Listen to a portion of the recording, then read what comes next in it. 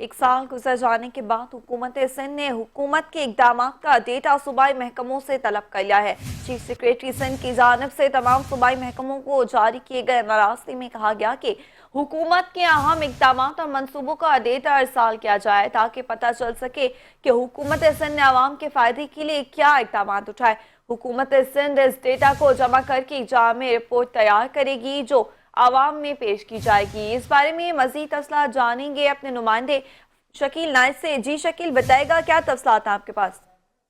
देखें, chief secretary Sindh की इजाज़त से महकमा services and administration and coordination की जानिब से तमाम सूबाई महकमों को एक लेटर अरसाल किया गया है जिसमें कहा गया है कि हुकूमत सिंध ने कौन से ऐसे इकदाम किए हैं, कौन से ऐसे भलाई काम हैं, कौन से अवामी भलाई के काम हैं जो जिससे आम आदमी को या आवाम को फ़ायदा मिला है, तो उसका पूरा डेटा फराहम करें।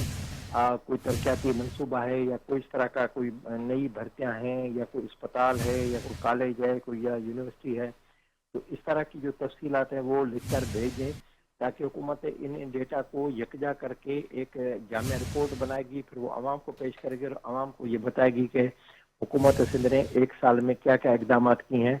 और इससे जो है वो हुकूमत सिंध ये समझते कि इससे ऐसे खतो किताबत से उसकी जो नेक नामी है या उसकी मकबूलियत है उसमें इजाफा होगा। इसलिए फिर ये तमाम सूबाई महकमों से उन्होंने डेटा जमा करना शुरू कर दिया है। जी जी शकील नाइक, हमें तफसीलात से आगाह कर रहे थे, आपका बहुत शुक्रिया।